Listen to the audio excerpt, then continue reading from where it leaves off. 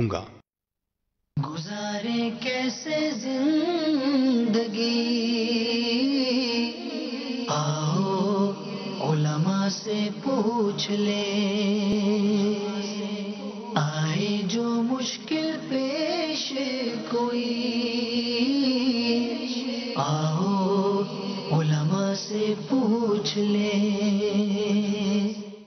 الحمدللہ رب العالمین والصلاة والسلام علی سید الانبیاء والمرسلین، اما بعد فاعوذ باللہ من الشیطان الرجیم، بسم اللہ الرحمن الرحیم۔ الصلاة والسلام علیک یا رسول اللہ وعلی آلک واصحابک یا حبیب اللہ، الصلاة والسلام علیک یا نبی اللہ وعلی آلک واصحابک یا نور اللہ۔ مدنی چینل کے ناظرین، دارالفتہ اہل سنت کے براہ راست سلسلے میں ایک مرتبہ آپ کو پھر مرحبا کہتے ہیں، خوش آمدید کہتے ہیں۔ ہم ایک موضوع کے اوپر ابتداءً گفتگو کرتے ہیں اس سلسلے میں، اور پھر آپ کی کالز موضوع سے متعلق اور موضوع سے ہٹ کر بھی اگر آپ کوئی شرعی مسئلہ پوچھنا چاہتے ہیں تو اسے شامل سلسلہ کرتے ہیں۔ جیسا کہ ہم نے اپنے آخری سلسلے کے اندر ذکر کیا تھا کہ انشاءاللہ عز و جل آئندہ ہمارا موضوع حج ہوگا۔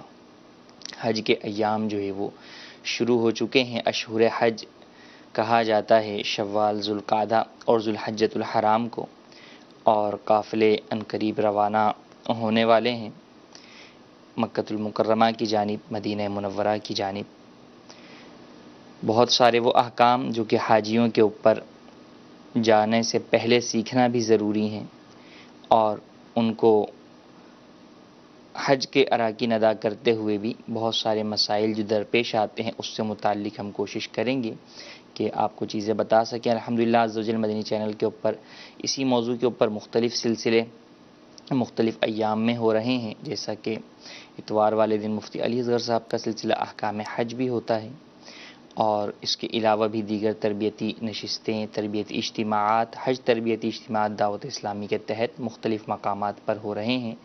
آپ ان میں بھی شرکت کیجیے، بالخصوص جو حج پر جا رہے ہیں وہ لازمی طور پر ان میں شرکت بھی کریں، مسائل سیکھیں، اور امیر اہل سنت کی کتاب رفیق الحرمین کو اپنا مطالعے کے اندر مکمل طور پر رکھیں اور اسے پڑھیں، اسے یاد کریں، اور جو چیز سمجھ میں نہ آئے اس سے متعلق علماء سے رجوع کریں۔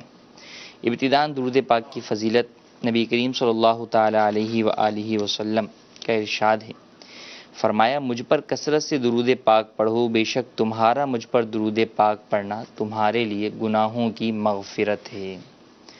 صلو علی الحبیب صلی اللہ تعالی علی محمد صلی اللہ علیہ وآلہ وسلم۔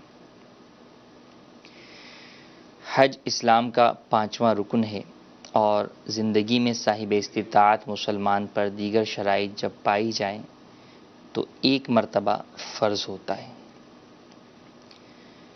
نماز دن میں 5 مرتبہ فرض ہے، روزے سال میں 1 مرتبہ فرض ہوتے ہیں 1 مہینے کے لیے، زکوٰۃ صاحب استطاعت مسلمان کے اوپر سال میں 1 مرتبہ فرض ہوتی ہے، لیکن حج وہ رکن ہے جو کہ زندگی میں فقط 1 ہی مرتبہ فرض ہوتا ہے۔ اس کے اپنے احکامات بھی ہیں، اور پھر اس سے متعلق بہت سارے دیگر احکامات بھی جڑ جاتے ہیں، کیونکہ بہرحال حج سفر کر کے ہی ہوتا ہے۔ اپنے اپنے شہروں سے، دور دراز ملکوں سے لوگ مکۃ المکرمہ کی جانب روانہ ہوتے ہیں، تو روانگی سے لے کر وہاں پہنچنے تک، یعنی حج کی ابتدا ہونے سے پہلے ہی بہت سارے مسائل اس کے ساتھ جڑے ہوئے ہوتے ہیں۔ اور اسلام وہ پیارا دین ہے کہ جس نے زندگی کے ہر شعبے کے اندر مسلمانوں کی رہنمائی کی، اور قدم قدم کے اوپر انہیں اسلامی طریقے کے مطابق زندگی گزارنا سکھایا۔ سفر کرنا ہے تو وہ کیسے کیا جائے، اور اگر اپنے اہل و عیال کو، رشتہ داروں کو الوداع کہنا ہے تو وہ کس طریقے سے کیا جائے، یہ تمام باتیں حج کے سفر کے اندر بھی خاص طور پر بیان کی جاتی ہیں۔ اگرچہ عام سفر سے متعلق بھی ہیں، لیکن یہ ایک مبارک سفر ہوتا ہے، تو جہاں انسان دیگر جگہوں کے اوپر جانے سے پہلے بہت سارے اہتمام کرتا ہے، یوں ہی حج کے مبارک سفر میں جب بندہ رب کی بارگاہ میں جا رہا ہے تو بہت سارے وہ اقدامات جو ہے وہ کرنے کی کوشش کرتا ہے کہ رب کی بارگاہ میں سرخرو ہو جاؤں، رب کی بارگاہ کے اندر میں کامیاب ہو جاؤں، اور اپنے گناہوں کو توبہ سے دھو کر میں رب کی بارگاہ میں ایسا جاؤں کہ وہاں پر مناجات کر سکوں، رب سے معافی مانگ سکوں۔ جس طرح عمومی طور پر ہمارے حج تربیتی اجتماعات میں بھی بیان کیا جاتا ہے اور حکومتی سطح کے اوپر بھی یہ بیان کیا جاتا ہے کہ آپ حج پر جانے والے ہیں تو آپ کچھ دن پہلے سے ہی واک کرنا شروع کر دیں۔ اگر آپ کی واک کی عادت نہیں ہوگی تو وہاں پر آپ کو آزمائش کا سامنا ہوگا، کیونکہ بہرحال وہاں پر چلنا ہوتا ہے طواف میں، سعی میں اور دیگر مقامات پر۔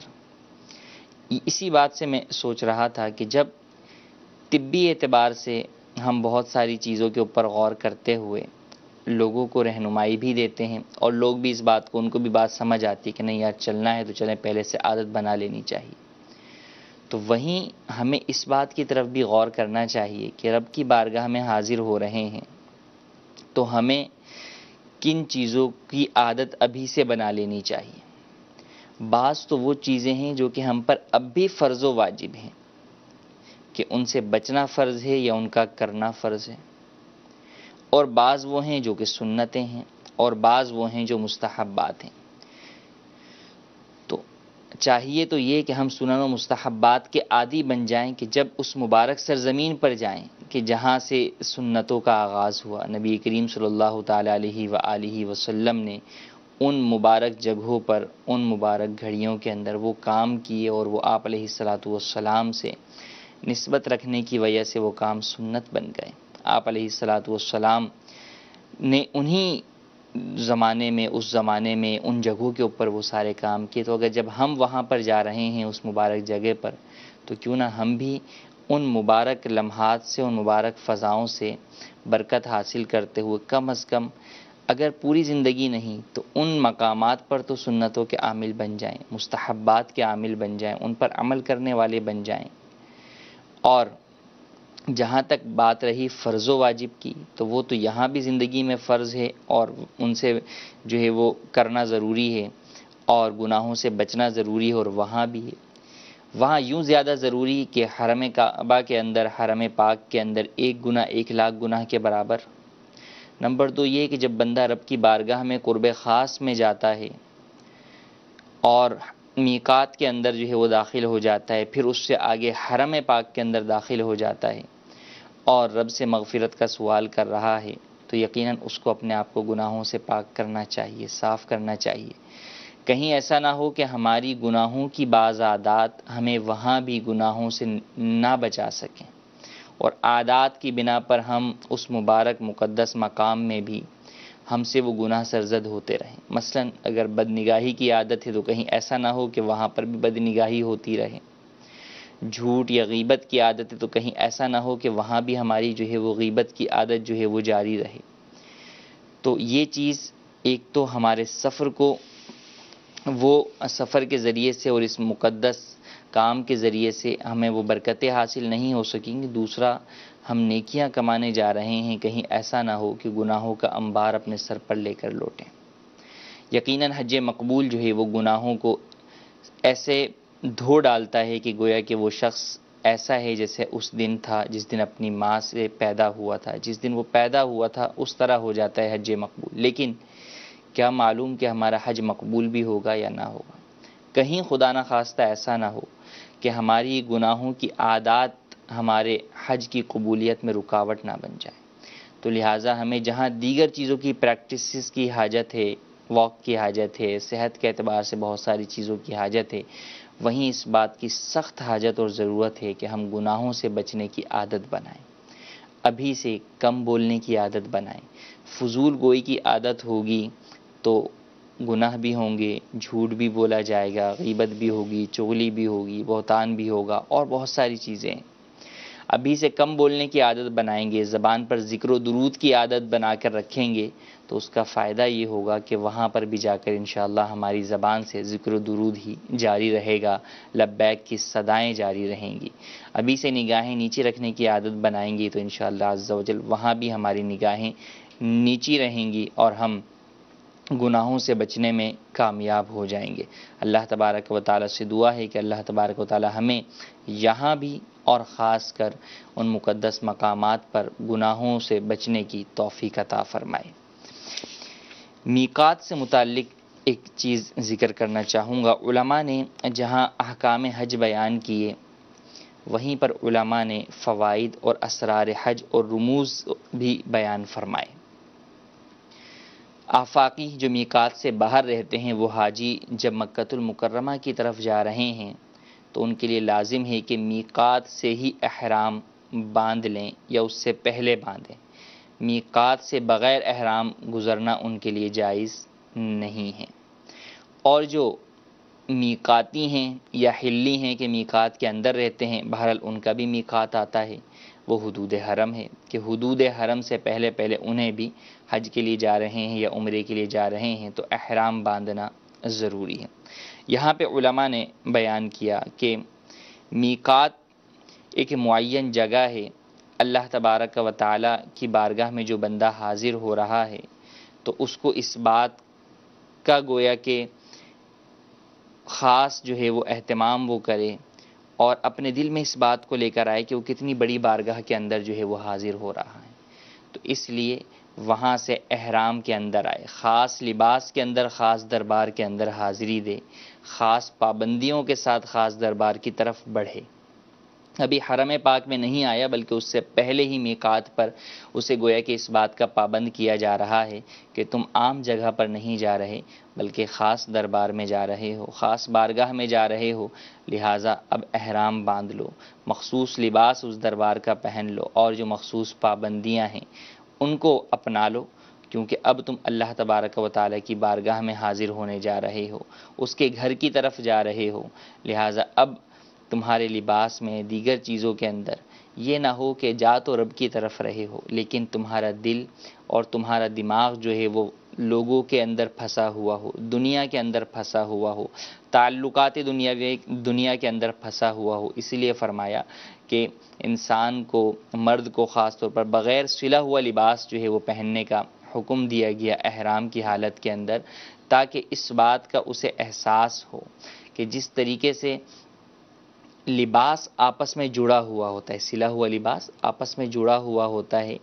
تو یہ بغیر سلا ہوا لباس پہنا کر گویا اس چیز کی طرف اشارہ دیا گیا کہ جس طرح ہم نے جڑے ہوئے لباس جو ہے وہ یہاں پر پسند نہیں ہے، اسی طریقے سے تمہارا دل کا بھی اللہ تبارک و تعالیٰ کے غیر کے ساتھ جڑا ہوا ہونا یہاں پسند نہیں ہے، لہذا جب اس چیز ادھر آ رہے ہو تو اپنے دل کو پاک صاف کر لو، دنیاوی محبتیں دیگر ساری چیزیں ختم کر دو اور خاص کر یکسو ہو کر رب کی بارگاہ میں آگے کی طرف بڑھو تاکہ تم پر نوازشات ہو سکیں، تم پر جو ہے وہ رحم برکت جو ہے وہ حاصل، رحم کی بارشیں جو ہے وہ نازل ہو سکیں۔ تو لہٰذا میقات سے پہلے ہی احرام باندھ لیا جاتا ہے عمومی طور پر، لیکن ساتھ ہی ساتھ ہم یہ دیکھتے ہیں یا ابھی آپ بھی مشاہدہ کریں گے جانے والے بھی کہ احرام تو باندھ لیا لیکن وہی ساری چیزیں ہم میں کوئی تبدیلی نہیں نظر آتی، تو تھوڑا سا غور و فکر کی بھی یہاں پر حاجت ہے کہ جب بندہ احرام باندھ رہا ہے تو پھر اپنے آپ کو دیگر معاملات سے بھی جدا کرے اور خاص کر یکسو ہو کر رب کی بارگاہ میں حاضر ہونے کے لیے تیار ہو اور آگے بڑھتا چلے جائے، انشاءاللہ عز و جل پھر اسے قرب خاص بھی نصیب ہوگا۔ آئیے ہم کچھ کالز بھی آپ کی شامل سلسلہ کرتے ہیں اور پھر ہم جو ہے وہ اس کے اوپر بات کرتے ہیں۔ اچھا، سسٹم کی وجہ سے کالز نہیں لے سکتے، چلیں ہم مزید جو ہے وہ اس کے اوپر ہی جو ہے وہ گفتگو کرتے ہیں۔ یہاں پر علماء نے ایک بات اور بیان فرمایا کہ احرام باندھنے سے پہلے غسل یہ بھی سنت ہے، تو غسل کرنے کے اندر ایک تو ہے کہ آپ کا دل، آپ کا بدن جو ہے وہ صاف ہوتا ہے، اس سے میل کچیل جو ہے وہ دور کیا جاتا ہے، اس کے ساتھ ساتھ فرمایا کہ دل کو بھی پاک صاف کرنے کی نیت کرے بندہ، رب تعالیٰ کی بارگاہ میں سچی توبہ بھی کرے، تو رب تعالیٰ کی بارگاہ میں سچی توبہ کریں اور غسل کے ساتھ ساتھ اپنے دل کو بھی دھو ڈالیں کہ سچی توبہ وہ اللہ تبارک و تعالی نے نفیس شے بنائی ہے کہ ہر گناہ کے ازالے کے لیے کافی ہے، کہ ہر گناہ کو دھو ڈال دیتی ہے، تو لہٰذا سچی توبہ بھی کریں اور ساتھ ہی ساتھ اس چیز کی طرف بھی جو ہے وہ بندہ دیکھے کہ جب لبیک کہتے ہوئے اللہ تبارک و تعالی کی بارگاہ کی طرف بڑھتا ہے، میقات سے آگے قدم قدم کے اوپر لبیک کہنا ہے، اونچائی چڑھتے ہوئے، نیچائی اترتے ہوئے لبیک جو ہے وہ کہنا ہے، تو اس لبیک کے کہنے میں اولاً تو یہ کہ ہم ترجمے پر غور کریں کہ لبیک کا معنی کیا ہے. لبیک مطلب میں حاضر ہوں، اور ساتھ ہی ساتھ اس چیز کی طرف کہ کس کی بارگاہ میں حاضر ہوں میں. تو یہ تصورات اپنے ذہن کے اندر جب حاجی رکھے گا تو انشاءاللہ عز و جل اس کو لبیک کہنے کا ذوق بھی حاصل ہوگا اور خاص رقت بھی حاصل ہوگی. سفر شروع ہو جاتا ہے بعضوں کے لیے تو اپنے گھر سے شروع ہوتا ہے، اور ان معنوں کے اندر یعنی سفر حج ہی شروع ہو جاتا ہے، اور بعضوں کا بیچ میں وقفہ آ جاتا ہے. کئی شہر ہیں کہ جہاں سے بڑے شہروں کی طرف حاجی آتے ہیں، حاجی کیمپ میں رکتے ہیں، اور پھر جو ان کی مقررہ فلائٹ ہے اس کے اوپر جو ہے وہ اپنے ملک سے دوسرے ملک کی طرف مکہ المکرمہ کی طرف جو ہے وہ روانہ ہوتے ہیں. تو یہاں پر مسئلہ ایک اہم جو آ جاتا ہے وہ نمازوں کا آ جاتا ہے. نماز ہر مسلمان کے اوپر فرض ہے، تو اس مبارک سفر کے اندر بھی نماز کا اہتمام کرنا بے حد ضروری ہے. سفر کی وجہ سے بسا اوقات تھوڑی سی سستی کوتاہی ہو جاتی ہے یا غفلت ہو جاتی ہے، تو آپ حج کرنے جا رہے ہیں ایسا ہرگز نہ کریں، کسی بھی سفر میں نہ کریں، اور اس مبارک سفر میں تو ہرگز نہ کریں. تو نمازوں کی پابندی کیجیے. آپ کو اوقات نماز معلوم ہونے چاہیے ہر شہر کے اعتبار سے، تاکہ آپ اس کے مطابق ادا کر سکیں. کہیں ایسا نہ ہو کہ آپ کی نماز قضا ہو جائے، یا کسی جگہ سفر میں اگر آپ کو جلدی نماز پڑھنی پڑ رہی ہے تو وقت معلوم ہوگا تو آپ کو پتہ ہوگا کہ ہاں وقت نماز شروع ہو گیا ہے، میں اب نماز ادا کر سکتا ہوں، تو بہرحال نماز قضا نہ ہو. اب نماز کے اندر ایک مسئلہ اور آ جاتا ہے کہ مسافر شخص کیا کرے، وہ کب نماز مکمل پڑھے اور کب نماز قصر کرے. مسافر جو اپنے شہر کی حدود سے باہر نکل کر 15 دن جو ہے وہ اس کا جو ارادہ ہے آگے جانے کا وہ 92 کلومیٹر یا اس سے زائد مسافت کا ہے. تو عمومی طور پہ بیرون ملک سے جانے والے جتنے بھی افراد ہیں وہ مسافر ہی ہوتے ہیں. یوں ہی عرب شریف کے اندر بھی دور دراز سے آنے والے کہ ان کا سفر ان کی جائے رہائش سے اور اس شہر سے جس جگہ پر وہ رہتے ہیں اس شہر کی آبادی کے باہر سے لے کر مکہ المکرمہ کی آبادی شروع ہونے تک کے درمیان کا فاصلہ 92 کلومیٹر یا اس سے زائد مسافت کا ہے. تو ایسے افراد مسافر شرعی کہلاتے ہیں. مسافر شرعی کے لیے حکم یہ ہے کہ وہ نماز قصر ادا کرے گا، یعنی ظہر، عصر اور عشاء کی 4 فرضوں کی جگہ پر 2 فرض پڑھے گا، باقی سنن و نوافل مکمل ادا کرے گا. اور اگر جب وہ کسی جگہ پر پہنچ گیا، مثال کے طور پہ اندرون سندھ سے بعض افراد جو ہے وہ باب المدینہ جو ہے وہ آتے ہیں حج کی، یہاں سے ان کی فلائٹ ہوتی ہے. تو اب اگر وہ یہاں پر آئے ہیں اور یہ ان کا وطن اصلی نہیں ہے اور یہاں پر ان کا ارادہ 15 دن یا اس سے زیادہ رہنے کا نہیں ہے، تو پھر یہ مسافر ہی قرار پائیں گے، یہاں پر قصر نماز ادا کریں گے.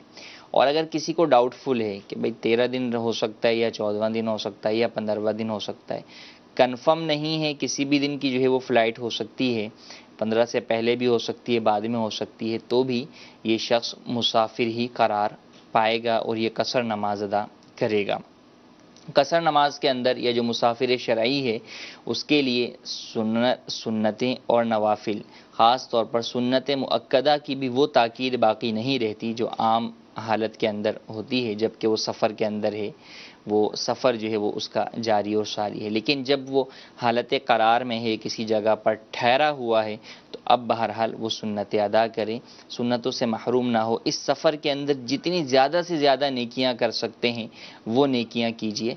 آپ نیکیاں کمانے کے لیے ہی نکلے ہیں، رب کو راضی کرنے کے لیے ہی نکلے ہیں، تو یہ وہاں جا کر ہی راضی کرنا، خانہ کعبہ اللہ شریف کے سامنے حاضر ہو کر ہی رب کو راضی کرنا یہ ضرور نہیں. ابھی سے یہاں سے آپ جو ہے وہ رب کی بارگاہ میں دعا کرتے رہیں، التجائیں کرتے رہیں، اور اس کے ساتھ ساتھ آپ نیکیوں میں اضافہ کرتے رہیں، تاکہ جب وہاں پہنچیں تو پھر آپ کو وہاں پر خصوصی رحمتیں اور برکتیں نصیب ہوں.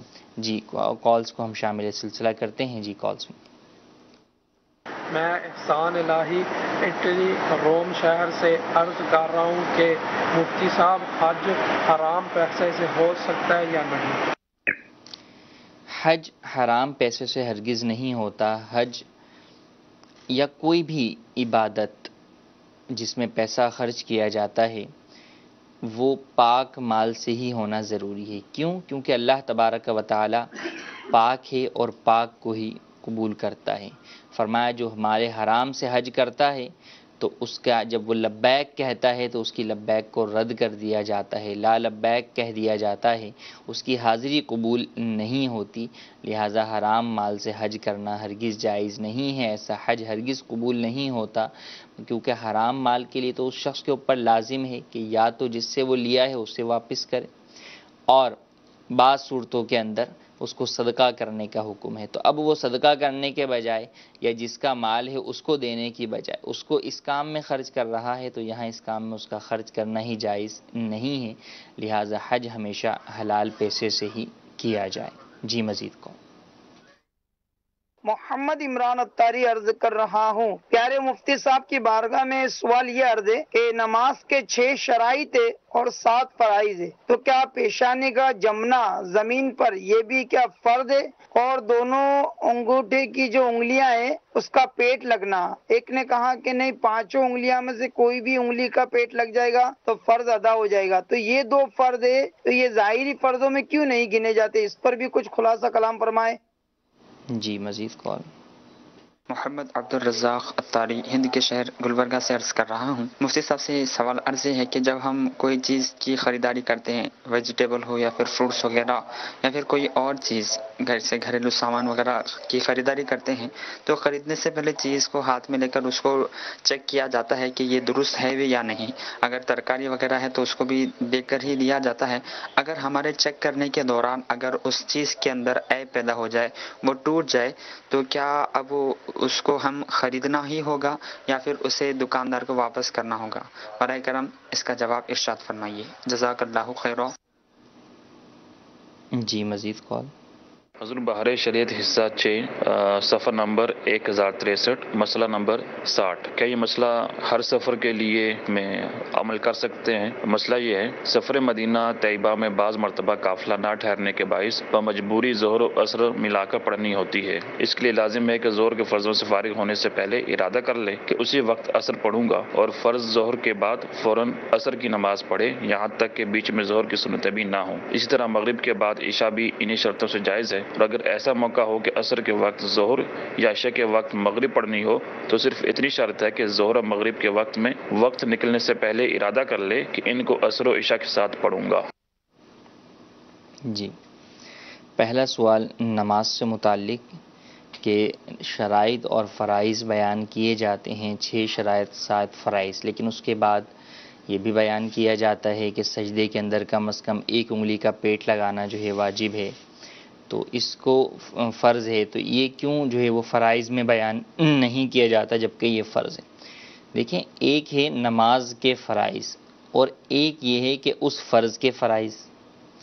تو نماز کے فرائض اوورال بیان کیے جاتے ہیں، اب اس کے بعد اس فرض کے لیے کیا کیا ضروری ہے، وہ فرض ادا کیسے ہوگا، وہ فرض کب کہا جائے گا کہ یہ فرض ادا ہو گیا، کہ جیسے قیام ہے کہ بھئی کتنا قیام جو ہے وہ فرض ہے، تو اب آگے اس کی ڈیٹیل آ جاتی ہے کہ اتنا قیام فرض ہے کہ جتنی قراءت فرض ہے۔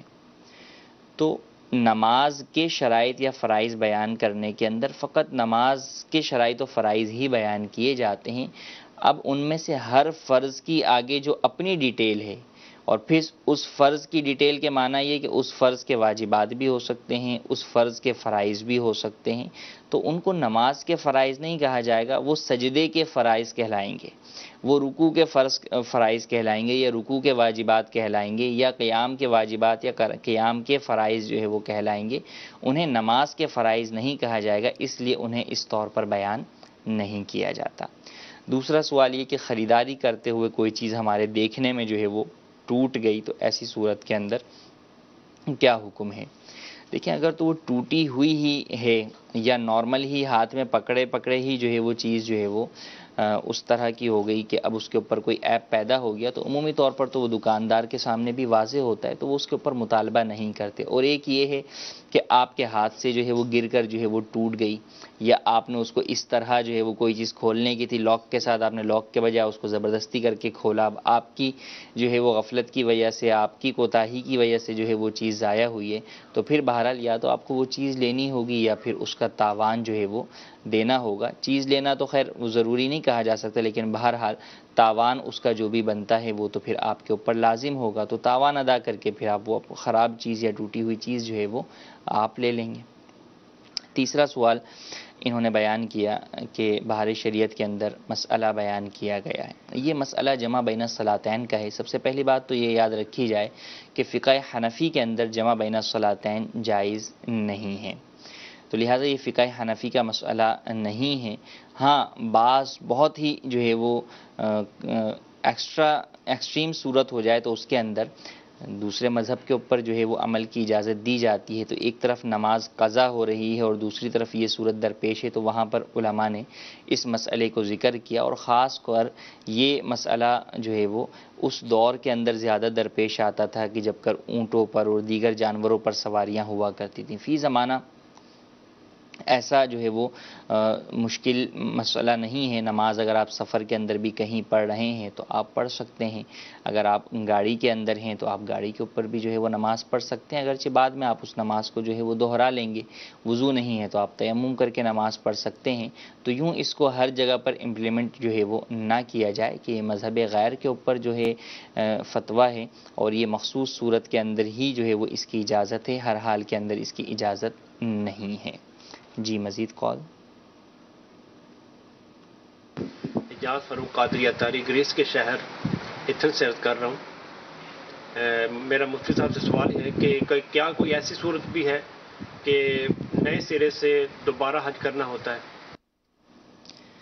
جی جیسا کہ ہم نے بیان کیا کہ زندگی میں حج فقط ایک ہی مرتبہ فرض ہوتا ہے، تو کیا کبھی ایسا بھی ہو سکتا ہے کہ کسی نے حج فرض ادا کر لیا اسے دوبارہ کرنا ہوگا؟ جی ہاں، ایک صورت ایسی ہے، اور وہ یہ ہے کہ اگر خدا نخواستہ کسی شخص سے کلمہ کفر سرزد ہو گیا اور اس میں علماء نے التزام کفر کا جو ہے وہ حکم دیا، اور یہ حکم ہوا کہ جناب یہ شخص جو ہے وہ کافر و مرتد ہو گیا، اب اس پر لازم ہے توبہ تجدید ایمان کرے، تو یوں ہی اس شخص کے اوپر یہ بھی لازم ہوگا کہ اب دوبارہ اگر صاحب استطاعت ہوتا ہے تو اس کو دوبارہ حج کرنا لازم ہوگا، کہ پہلا حج اس کا باطل ہو گیا، کہ کفر جو ہے وہ پچھلی ساری عبادات کو ضائع کر دیتا ہے۔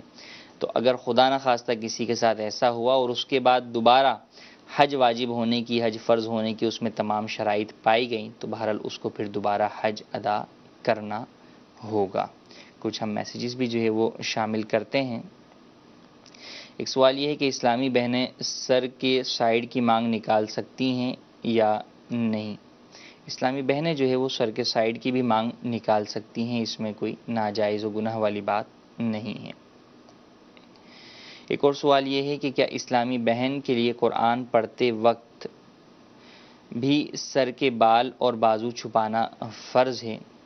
غیر محارم نہیں ہے، محارم کی موجودگی کے اندر ہے یا علیحدہ ہے یا عورتوں میں ہی ہے، عورت تلاوت قرآن کریم کر رہی ہے، تو اب اگر ہاف آستین کے جو ہے وہ کپڑے پہنی ہوئی ہے تو اس پر بازو چھپانا فرض نہیں ہے۔ یوں ہی سر کے بال چھپانا فرض نہیں ہے کہ اگر سر کے بال کچھ نظر آ رہے ہوں۔ ویسے سر ڈھانک کر تلاوت کرنا یہ آداب تلاوت میں سے ہے، تو یوں سر ڈھانک کر تلاوت کی جائے، لیکن اگر کچھ بال نظر بھی آ رہے ہوں تو اس میں یہ تلاوت قرآن کریم کے اعتبار سے یہ ضروری نہیں ہے۔ ہاں بہرحال نماز کی شرائط میں سے سترہ عورت ہے عورت کے لیے، اور نماز کے اندر اگرچہ علیحدہ بھی نماز پڑھ رہی ہو، اکیلے کمرے میں بھی نماز پڑھ رہی ہو یا عورتوں کے ساتھ نماز پڑھ رہی ہو، تو بھی عورت پر یہ لازم ہے کہ وہ نماز کے اندر اپنے بازو بھی چھپائے گی اور اپنے سر کے تمام بال بھی چھپائے گی۔ ایک سوال یہ ہے کہ اگر سیدھی آنکھ پھڑکتی ہو تو کیا اس سے کچھ جو ہے وہ ہوتا ہے؟ اس طرح کی باتیں جو ہے وہ سیدھی آنکھ پھڑکنے سے کچھ ہو جائے گا، یہ لوگوں کا جو ہے وہم ہوتا ہے، یا بدگمانی یا بدشگونی لوگ جو ہے وہ ان چیزوں سے جو ہے وہ کرتے ہیں۔ اسلام بدشگونی کی قطعاً اجازت نہیں دیتا، تو ان باتوں کی کوئی حقیقت نہیں ہے۔ ایک سوال یہ ہے کہ قضا نماز بھی پوری پڑھیں گے یا کہ آدھی؟ یعنی اگر آپ قصر کر رہے ہیں، مسافر ہیں، تو حالت مسافرت میں اگر آپ اپنی کوئی قضا نمازیں ادا کرتے ہیں تو آپ کیا کریں گے؟ وہ بھی کیا آدھی پڑھیں گے؟ نہیں، وہ آدھی نہیں پڑھیں گے. جو نمازیں آپ کی اس حالت میں قضا ہوئیں کہ آپ مقیم تھے، تو اگرچہ آپ ان نمازوں کو حالت سفر میں ادا کریں وہ آپ پوری ہی ادا کریں گے.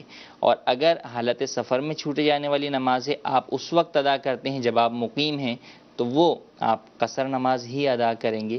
تو بہرحال یہ دیکھا جائے گا کہ وہ نماز جب قضا ہوئی تھی تو اس کی کیا کیفیت تھی، سفر والی تھی یا مقیم والی تھی. اگر مقیم والی تھی تو کبھی بھی ادا کریں، چاہے سفر میں چاہے حالت اقامت کے اندر، وہ آپ پوری ہی پڑھیں گے. سفر والی تھی تو چاہے سفر میں ادا کریں چاہے گھر پہ ادا کریں، دونوں صورتوں کے اندر اسے قصر ہی ادا کریں گے. جی مزید کالز. میرا نام احتشام یعقوب اتاری ہے. میرا مفتی صاحب سے سوال ہے کہ ویل چیئر پر بیٹھ کر طواف اور سعی کرنا کیسا ہے؟ بلا طواف اور سعی دونوں کے اندر جو ہے وہ یہ لازم ہے کہ کھڑے ہو کر بندہ جو ہے وہ سعی بھی کرے اور طواف بھی کرے، اور بغیر سہارے کے جو ہے وہ حتی الامکان کرے. تو بلا عذر شرعی اگر طواف جو ہے وہ یوں ویل چیئر کے اوپر بیٹھ کر کرتا ہے یا سعی کرتا ہے تو ایسا کرنا جائز نہیں ہے.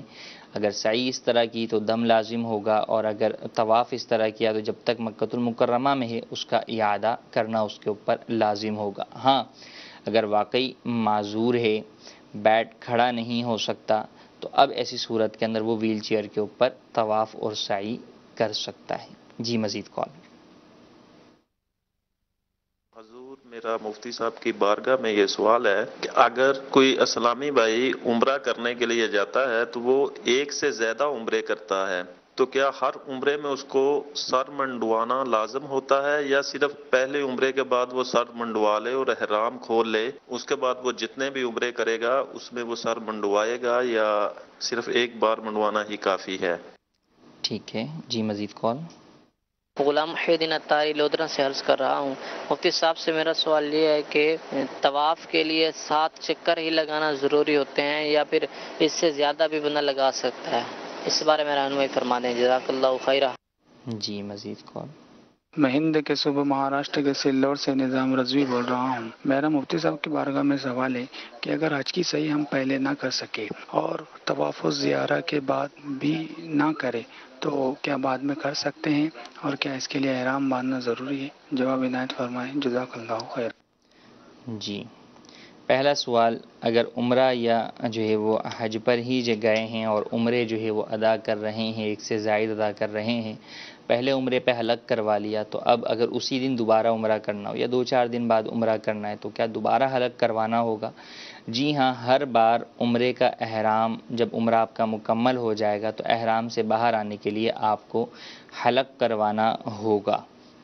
2 چیزیں ہوتی ہیں، یا تو حلق کروایا جاتا ہے یا قصر کروایا جاتا ہے. حلق مکمل بال مونڈ دیے جاتے ہیں، قصر یہ کہ ایک پورے کے برابر، انگلی کے ایک پورے کے برابر چوتھائی سر کے بال جو ہے وہ کاٹے جائیں. اگر بال اتنے چھوٹے ہو جائیں کہ وہ ایک پورے سے بھی چھوٹے ہو گئے تو اب ایسی صورت میں قصر نہیں ہو سکتا بلکہ اب حلق ہی ہوگا. عمومی طور پہ یہی صورت پیش آتی ہے کہ جب ایک مرتبہ آپ نے حلق کروا لیا تو اب اس کے بعد آپ کے بال اتنے بڑے نہیں ہوتے کہ وہ ایک پورے کے برابر ہوں. آپ دوسرا عمرہ کرتے ہیں، ایک دن میں بھی کئی لوگ زیادہ عمرے کر لیتے ہیں اور 2-4 دن کے اندر بھی بال اتنے نہیں نکل آتے، تو اب کیا کریں؟ تو بہرحال حلق ہی کروانا ہوگا. اب آپ کہیں گے کہ سر پر بال تو ہیں نہیں تو حلق کیسے کروائیں گے؟ جی ہاں، ایسی صورت میں حکم یہ ہے کہ آپ خالی سر پر ہی استرا پھروائیں، یہ ضروری ہے احرام سے باہر آنے کے لیے. لہٰذا اس بات کے اوپر ہی عمل کیا جائے گا کہ ہر بار جو ہے وہ حلق کروایا جائے گا، بال نہیں ہیں تو استرا پھروایا جائے گا. عورتوں کے لیے یہ ہے کہ اگر وہ اپنے بال، وہ تو حلق کروا ہی نہیں سکتی، وہ قصر کرواتی ہیں، اب اگر ان کے قصر کرواتے کرواتے بال اتنے چھوٹے ہو گئے کہ اب جو ہے وہ ایک پورے کے برابر بھی نہ رہے تو اب بہرحال ان کے لیے حلق کا حکم نہیں ہوگا، ان کے لیے حکم حلق کا نہیں ہے، وہ بغیر بال کٹوائے ہی احرام سے پھر باہر ہو جائیں گی. دوسرا سوال یہ ہے کہ طواف کے لیے 7 چکر ہی ضروری ہیں یا زیادہ بھی کیے جا سکتے ہیں؟ جی ہاں، طواف کے لیے 7 چکر ہی ضروری ہیں، اس سے زیادہ جو ہے وہ طواف کے چکر نہیں لگا سکتے، قصدن لگائیں گے تو پھر اس کے بعد آپ کو مکمل 7 اور کرنے پڑیں گے کہ وہ اگلا طواف شروع ہو جائے گا۔ تو لہٰذا 7 چکر پر طواف جو ہے وہ مکمل کیجئے، 2 رکعت نماز ادا کیجئے، پھر جو ہے وہ دوسرا طواف شروع کر دیجئے، یا یہ کہ ایک ساتھ ہی جو ہے وہ ایک چکر ایک جو ہے وہ طواف مکمل کر لیا 7 چکر کا، اور مکروہ وقت ہے کہ نماز جو ہے وہ آپ نہیں ادا کر سکتے نماز طواف، تو آپ دوسرا طواف شروع کر دیں، تو یوں وہ دوسرا طواف شروع ہو جائے گا۔ لیکن بہرحال یوں نہیں کہ آپ 8 چکر جو ہے وہ لگا لیں۔ ہاں شک والی صورت ہے تو وہ اس کے پھر احکام جو ہے وہ جدا ہیں۔ تیسرا سوال ہمارا کہ حج کی سعی کے لیے کیا احرام شرط ہے؟ حج کی سعی جب کہ بعد میں کی جا رہی ہے، طواف الزیارہ کے بعد کی جا رہی ہے، تو احرام شرط نہیں ہے، بغیر احرام کے بھی حج کی سعی کی جا سکتی ہے۔ جی مزید کال۔ میں مظہر جلیل عطاری یونان کے شہر ایتھن ایلیون سے بات کر رہا ہوں۔ مفتی صاحب کی بارگاہ میں میرا سوال یہ ہے کہ اگر حج کے دوران عورتوں کے مخصوص ایام شروع ہو جائیں، ان کے لیے حکم شرعی کیا ہوگا؟ عورتوں کو مخصوص ایام کے اندر جن چیزوں کی اجازت نہیں ہوتی، ان چیزوں سے بچنا ان ایام کے اندر وہاں بھی عورتوں کے لیے ضروری ہوگا۔ وہ کون سی چیزیں ہیں؟ نماز نہیں پڑھ سکتی، اور مسجد کے اندر داخل نہیں ہو سکتی، تلاوت قرآن کریم نہیں کر سکتی۔ اب حج میں جو مسئلہ درپیش آتا ہے وہ خاص کر مسجد میں جانے کا آتا ہے کہ طواف اگر کسی عورت کو کرنا ہے تو وہ نہیں کر سکتی، تو لہٰذا عورت جو ہے وہ مسجد میں نہیں جائے گی، اس کے علاوہ بقیہ کام جو ہے وہ سارے کرے گی۔ جیسے حج شروع ہو گیا تو حج جب شروع ہوا تو اب یہ پہلے مینا، عرفات، مزدلفہ، یہاں ساری جگہوں پر عورت جا سکتی ہے۔ مینا کے اندر جمرات کو کنکریاں بھی عورت مار سکتی ہے، تو ناپاکی کے ایام کے اندر عورت کو ان کاموں میں سے کسی کام کی ممانعت نہیں ہے۔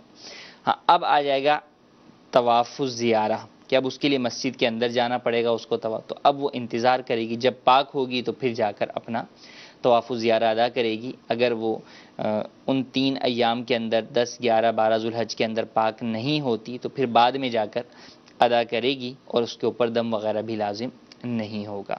اور اگر یہاں سے جاتی ہے عورت اور حج تمتع یا حج قران کی صورت جو ہے وہ ہوتی ہے، اور اس کو پہلے جو ہے وہ عمرہ کرنا ہے، تو اب اگر وقت نہیں ہے، حج شروع ہو گیا کہ عرفات کا جو ہے وہ وقت آ گیا اور عورت اب تک پاک نہیں ہوئی، جبکہ احرام اس نے پہلے عمرے کا باندھا ہوا ہے، تو پھر اس کے لیے حکم یہ ہوتا ہے کہ وہ اپنا عمرے کا احرام جو ہے وہ چھوڑ دیتی ہے، حج تمتع کرنے والی عورت، اور وہ حج کا احرام باندھ کر حج کے ارکان جو ہے وہ شروع کر لیتی ہے، اور حج کے ارکان کو پھر مکمل کر لیتی ہے، اور بعد میں وہ جو اس نے عمرہ جو ترک کیا تھا، چھوڑا تھا، اس کی قضا کرے گی، کہ وہ وہاں سے جا کر مسجد عائشہ سے یا اور میقات کے پاس سے جا کر احرام باندھ کر آئے گی، اور اپنا وہ عمرہ قضا جو ہوا تھا اس کو ادا کرے گی اور دم دے گی، تو یوں اس کا جو عمرہ چھوٹا تھا وہ بھی ادا ہو جائے گا۔ تو ان باتوں کا بھی خیال رکھنا جو ہے وہ ضروری ہے۔ حج کے ایام کے اندر ان چیزوں کے اوپر بھی خواتین کے جو مسائل ہیں، جو معاملات ہیں، ان کو پیش نظر رکھنا بہرحال ضروری ہوتا ہے، کہ کہیں ایسا نہ ہو کہ غفلت کی وجہ سے کسی گناہ کے اندر جو ہے وہ پڑ جائیں، ایک کام کر کے بھی آئیں اور وہ کام اس چیز کے اندر پایا ہی جو ہے وہ نہ جائے، اور پھر اس میں کئی مسائل ہوتے ہیں۔ تو اس کے لیے بہرحال جن کے ساتھ یہ مسائل موجود ہیں، یہ مسائل جب پیچیدہ ہو جاتے ہیں ناپاکی کے معاملات کے، تو بہرحال ان کو چاہیے کہ اپنے شوہر کے ذریعے سے دارالفتہ اہل سنت میں رابطہ کر کے ان مسائل کے اوپر رہنمائی ابتداءً ہی حاصل کر لیں، تاکہ آگے انہیں معلوم ہو کہ حج کے کس موقع کے اوپر مجھے کیا کام کرنا ہے، کس طریقے سے کرنا ہے، کیونکہ یہ ضروری نہیں کہ آپ حج تمتع کا ہی احرام باندھ کر جائیں۔ بعض صورتوں کے اندر آپ چاہیں تو حج افراد کا بھی احرام جو ہے وہ باندھ کر جا سکتی ہیں۔ تو اب یہ ایام کو اپنے پیش نظر رکھتے ہوئے یہ ڈیسیجن لیا جا سکتا ہے کہ میں نے حج تمتع کرنا ہے، یا حج قران کرنا ہے، یا میں نے حج افراد کرنا ہے۔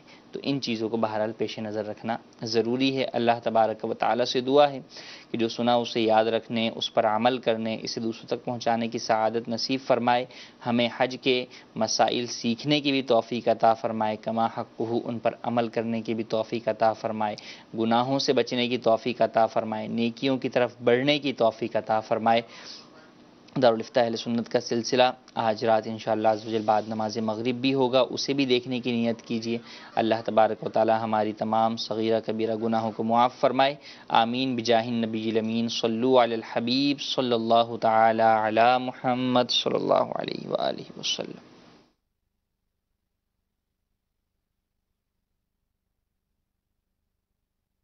گزارے کیسے زندگی، آؤ علماء سے پوچھ لے، آئے جو مشکل پیش کوئی، آؤ علماء سے پوچھ لے۔ صبح 9 بجے دیکھیے مدنی مذاکرہ۔ سبب نیکی کی دعوت عام ہو، صبح 10:10 پر دیکھیے سنت و برا بیان براہ راست۔ دین کا پیغام، دن 11 بجے دیکھیے سلسلہ اسلام کی روشنی۔ پیغام ہو مدنی چینل۔ دن 12 بجے دیکھیے سلسلہ مدنی منوں کے سوالات اور امیر اہل سنت کے جوابات۔ مدنی چینل سنتوں کی لائے گا گھر۔ دوپہر 1 بجے دیکھیے سلسلہ دارالفتاح اہل سنت۔ مدنی چینل کے سبب نیکی۔ دوپہر 2 بجے دیکھیے سلسلہ مدنی سفر نامہ۔ مدنی چینل کے سبب نیکی۔ شام 4 بجے دیکھیے سلسلہ